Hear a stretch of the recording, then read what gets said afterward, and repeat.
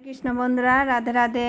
তো এখন আমি গোপালের সেবা করতে চলে এসেছি। এখন সকাল 10টা বাজে। তো গোপালের যে জিনিসপত্র রয়েছে, যে বাসনপত্র, সেগুলো আমি সুন্দরভাবে মেজে পরিষ্কার করে নেবো। কারণ দেখুন, আমার ঘরে তেঁতুল ছিল না, কিন্তু আমি লেবু দিয়ে যে বাসনপত্রগুলো গোপালে আমি মেজেছি, তো সব খুব সুন্দরভাবে পরিষ্কার হয়েছে। এভাবে যদি আমরা লেবু দিয়ে বাসনপত্র পরিষ্কার করি তো খুব সুন্দরভাবে পরিষ্কার হয়। আর দেখুন, এই যে রুমাল, এই রুমালগুলো গোপালে মুখ মুছিয়ে দেওয়া হয়। তো অন্ন সেবার পরে এগুলো মুখ মুছিয়ে দেওয়া, তো কিছু কিছু পরিষ্কার হয়, অপরিষ্কার থাকে, সেইগুলো আমি পরিষ্কার করব। কারণ গোপালের জিনিসগুলো সবসময় আমাদের পরিষ্কার পরিচ্ছন্ন করে রাখতে হয়। তো এগুলো মাঝে মধ্যে আমি চেষ্টা করি যাতে গোপালের জিনিসপত্র সবসময় পরিষ্কার পরিচ্ছন্ন হয়ে থাকে। কারণ সবসময় তো হয়ে ওঠে না, কিন্তু যতটা পারি ততটাই করে থাকি, যে যাতে আমার গোপালের জিনিসপত্রগুলো আমি সুন্দরভাবে টিপটপ করে রাখার চেষ্টা করি। আর তাড়াহুড়ো করে যখন গোপালদের আমি শৃঙ্গার করি, তো গোপালদের ড্রেসগুলো ঠিক গুছিয়ে গাছিয়ে রাখতে পারি না, কারণ সকালে বাচ্চাদের স্কুল থাকে, তো আমি তাড়াহুড়োর মধ্যে ঠিকঠাক করতে পারি না।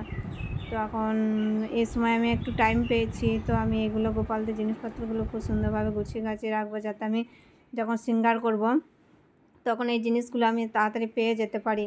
আর জুয়েলারিগুলো যেমন কানের, তারপর মুকুট, ছোট বস্ত্র, যেমন আমার গোপালের ছোট বস্ত্র, তো এইগুলো সবসময় হাতের কাছে আমি না পাই, তো আমার শৃঙ্গার করতে অনেকটা লেট হয়ে যায়। তো এগুলো যদি আমরা গুছিয়ে গাছিয়ে রাখি তো শৃঙ্গার করতে খুব তাড়াতাড়ি হয়ে যায়।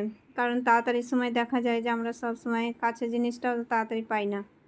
তো এগুলো আমি গোপালদের ড্রেস, ভগবানের ড্রেস, তো আলাদা আলাদাভাবে আমি এগুলো প্যাকিং করে রেখেছি, যাতে আমি তাড়াতাড়ি শৃঙ্গার করার সময় পেয়ে যাই। আর গোপালদের ড্রেস, বড় গোপালের ড্রেস, ছোট গোপালের ড্রেস, এগুলো সব আমি একটা একটা করে ভাঁজ করে রেখেছি।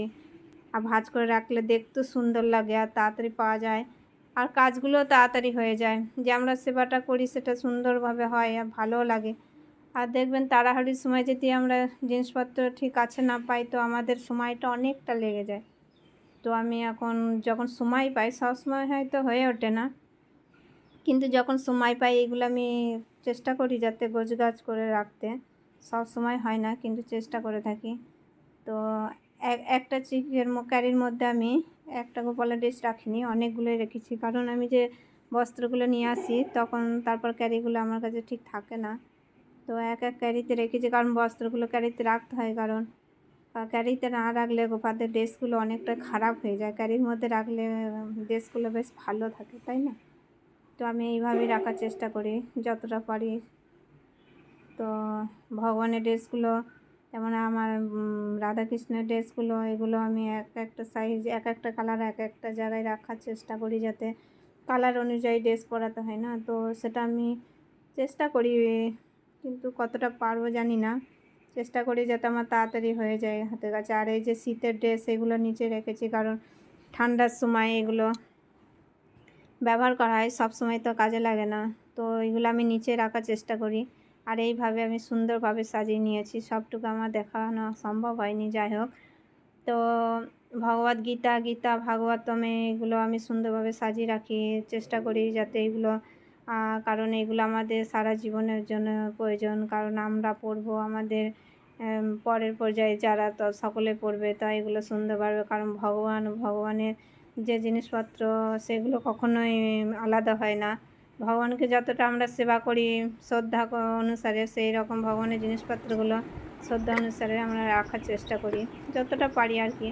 আর এই যে এখানে ঘি, মধু, এগুলো আমি সুন্দরভাবে সাজিয়ে রাখি, যেন ভগবানের সেবা করার সময় তাড়াতাড়ি পেয়ে যায় হাতের কাছে। আর এখানে আমি গো সেবার জন্য কিছু পয়সা তুলে রাখি।